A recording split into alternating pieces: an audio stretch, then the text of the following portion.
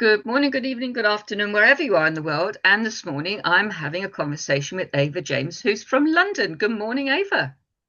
Morning, Carolyn. How are you today? Not so bad. It's a bit wet and damp out, but I think our gardens are desperate for it, so I'm not complaining.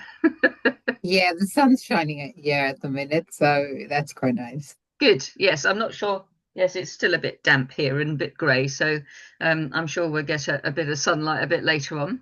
Um, but yes, so the question that I ask everybody, so it gives a fair chance for everybody, is what do you enjoy doing when you're not working? Right, I'll try and keep it to one thing.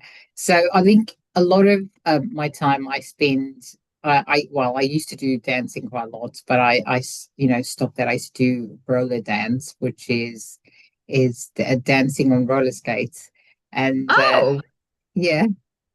And that it was fun for a while, and then I think when the pandemic came, things kind of changed, and then I stopped doing it as much, and so it's quite I big, isn't it? There's, I think there was one in Colchester, which is not very far from myself, and I think the landlord decided to put the rent up, and they've moved everything, and I think they've moved to another site because a lot of people were absolutely up in arms that their roller skating place had gone.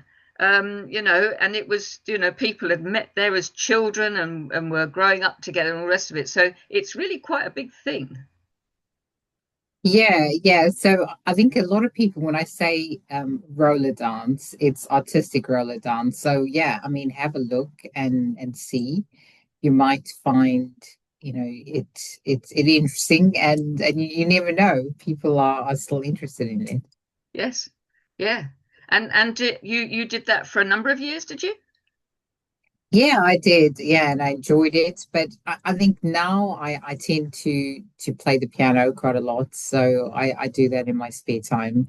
So I think I've got that arty side, creative. I do writing as well. So that keeps, me sort of away from thinking about the logistical side of the business. And you can just sort of like, just get lost in another world, can't you? Yes. Yeah. And I think the whole point of having some interest outside of what everybody does for their different work and their businesses is to come away from that. And some people have great stressors, don't they, within their businesses? So they want something that is totally different that they can delve into and just be absorbed in, which I think is a great thing. And there are so many things out there for all different genres of interest. You know, the artistic, the literal, the well, and the list goes on longer than my It arm and does. yours arms put together. Yeah, absolutely. Yes. So you say that you enjoy the creative, so you write as well?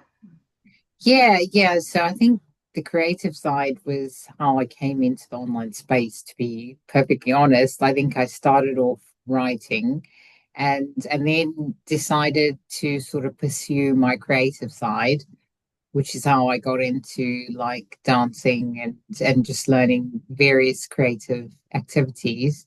And yeah, I just enjoyed the writing a lot, besides one playing music from the time I was a child. So I think I just sort of stayed in the creative Yeah. writing space, and yeah, and I've published a number of books. So yeah. Oh. So was there that creative um when you have the families that have, you get some musical families, you get some literate families, you get some creative and active families that do lots of things outside. Did you have that as when you were younger as a family? Yeah, well, to be honest, I think music was in our family in Right. general. So I think especially my dad's side of the family, I think I can think of all my cousins or most of my cousins that went into playing some sort of musical instrument. Ah, And yeah, and I think, and singing as well. So like I think my right. brother and I both went to like the Academy of Music where we learned how to play the piano, and then I went on to learn how to sing, and he, like do specific singing classes, and he went on to just sort of drop out and do things in a more, sort of his own creative way, and I think he picked up other instruments like the guitar and the drums and Mm, etc. I've only learned how to play guitar outside of playing the piano, but I think I stayed in the classical sort of music field, so right. that was like, for a long time. And it's really hard to go away from classical to try and learn a different type, because I think I tried in, sorry, going back to the pandemic, I tried to Yes. learn jazz piano, but I couldn't pick it up as quickly because I think I still had that very classical way of playing music. So, Right. and So is and it that's very so it's very different then, is it, it if is. you have the different genres? It Is it is, very yeah. different to change from one to the other? From what you say, it is. Well, I think it depends on, yeah, I suppose it depends how good your ear is to change.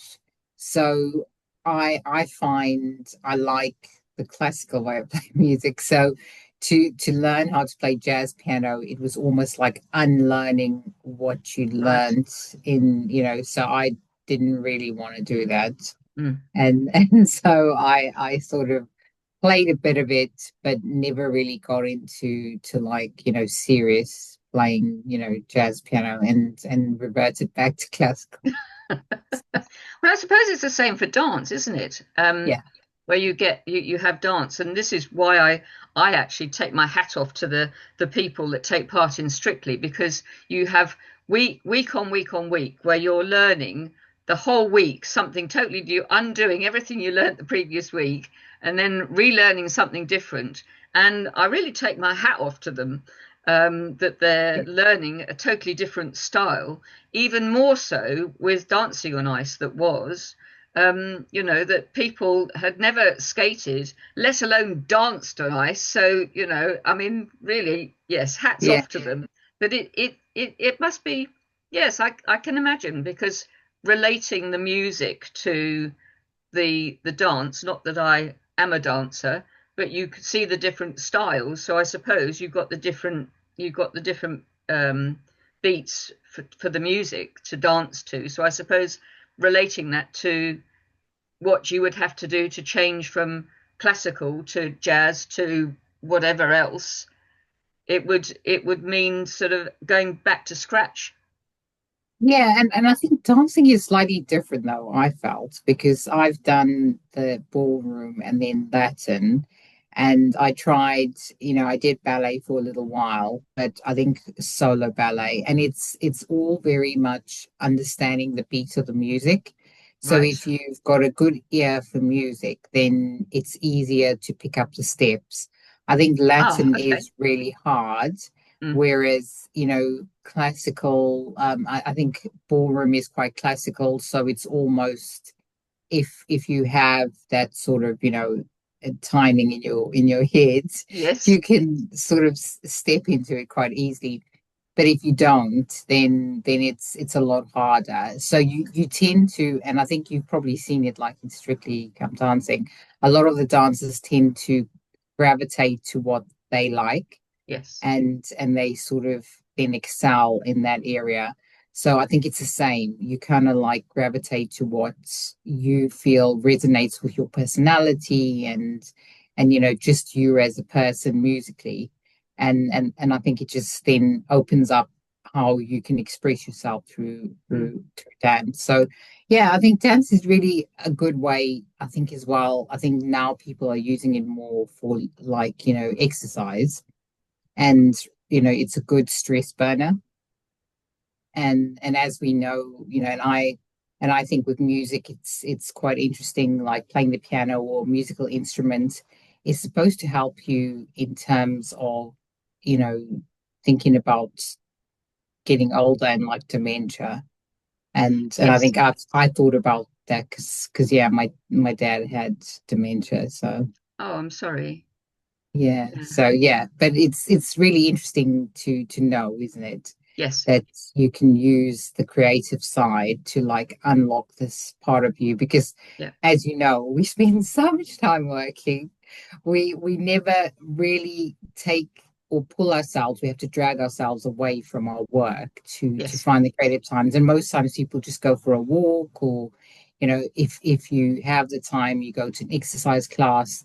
But it's trying to tap into that creative side where you're Yeah. doing something that's requiring you to use some brain power, Mm, but it's also a good way of expressing who you are as a person. yeah. And have you ever done any concerts or anything like that with your music and your playing, singing? Yeah, so I mean, when I was younger, I did a lot of that, and then yeah, I played in a Christian band, and then that was sort of it. And then as you get into getting older and working, it became a lot more around work. So I think, music then becomes a hobby, and Yes. and yeah, I think sometimes it was just never logistical. I think to find like a band that you could play close by that wouldn't eat into your time, and then having a business as well is like takes a lot of time, doesn't it? Mm. Yes, because if you have a band or involved with the band, you have the practice time before Yeah, and it wouldn't be just one practice, it would be, several. And of course, during the pandemic, a lot of bands and things, they went online and did all their music online, which it was really quite fascinating to see how people adapted yeah, to the situation that we were all chucked into. It was quite interesting. But as you say, yes, it's a time thing now, isn't it? Where we have to sort of be in business or go to work to earn the money to pay the bills, and that's the most important. However, the other is important as well, but you don't just have one practice session. You would perhaps have to have several to make sure you're all in sync and learning the different songs and music sheets and that you have. absolutely. Yeah. Yeah, so it's not just a one-off. It's a several off before you get to going to then booking the concert and you've got the travel and all the rest of it. I mean, I suppose if you really had that passion, you would because you had the passion for it. Yeah, yeah, and I think, I mean, I'd like to say that, when you younger in your 20s and, you sort of like do all these things in the hope that as you get older, and you have more responsibilities outside of just wanting to pursue your own interests, it changes things, doesn't it? So Yes, yeah, I'm glad I had that opportunity. So yes. yeah, Well, yes, and it's something that my parents always said you need to have something if all else fails that you can fall back yeah. on. So if all else failed, you can actually fall back on your skill as a classical player and as a classical singer. Yeah, and to be honest, in terms of like singing, I never pursued it from a professional level. So I think that would be very different now, wouldn't it? You sort of pursued it as a hobby or as something you were interested in, but you Mm. never thought, well, ooh, could I go down the professional routes and sing on Broadway or, West End or something like that? It was just never something you thought about. No, no, true, Well, but I you didn't. then you've got places where you can gig and bars and where it would be appropriate for that sort of genre of music. And Yeah. there are, of course, several places in London where people do that. And I think you can probably do a mix. It doesn't have to be professional to for something that you enjoy and give enjoyment to others. Yeah, absolutely. And I think that's the main thing, isn't it? Because, it's like these days, I suppose, with so many like musical talent shows, you tend to find so many artists copying each other. Yes. and wanting to sound like a famous, artist. Mm, Whereas you sometimes think that's where you kind of lose who you are, yeah. and you're not hearing as many different voices now because everyone's trying to sound the same, isn't it? Yes, and I think that's a shame, really. You know, we're all individuals. We have all our individual characteristics and characters. You don't want to actually put yourself in the same line as anybody else. Why not be different? You know, it doesn't make sense to me really that you want to No, copy somebody else. But maybe they think, well, if they copy somebody else and that somebody else is famous, then they might be following their shoes.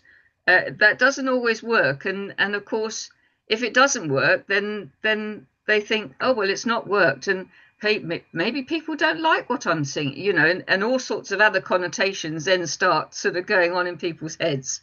And that's absolutely. where you have things that then start going wrong. So I think it's probably best to stick to something that you enjoy and do it off your own character and put your own character into it. So people are buying into your character. Yeah, and I think that's what we sort of lack, even, even you see that in business, don't you? Yeah. Where people lose their personality or it gets diluted simply Mm, because you're trying to follow the trends, you're trying to be like everyone else and sound like everyone else just yes. to blend, and then you kind of blend in with all the rest of the marketing. So I think it's that individuality that is so important, I think, because Mm, if it starts with you and it's outside of work, I think you can bring that into your work, isn't yeah. it, and be that individual. Yes, absolutely. Um, Thank you so much for your time today, Ava. It's been very interesting to delve just a little bit into what you enjoy outside what you do for work. And that, of course, is important to have something outside of work to have an interest in. But thank you so much for joining me this morning, and hopefully we can have another chat sometime soon. Thank you. Yeah, it's been lovely chatting to you today, Carolyn. Thank you.